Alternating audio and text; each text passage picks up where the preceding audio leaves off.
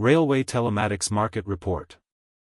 According to Cognitive Market Research, the global railway telematics market size will be $5,514.2 million in 2024.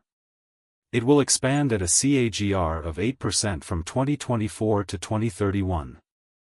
North America railway telematics market size of $2,205.68 million in 2024 and will grow at a CAGR of 6.2% from 2024 to 2031. Europe railway telematics market size of $1,654.26 million.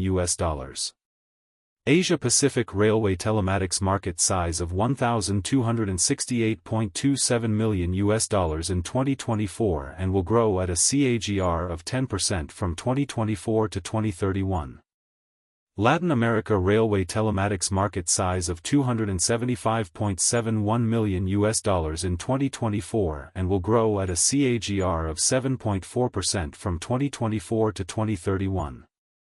Middle East and Africa railway telematics market size of $110.28 million in 2024 and will grow at a CAGR of 7.7% from 2024 to 2031.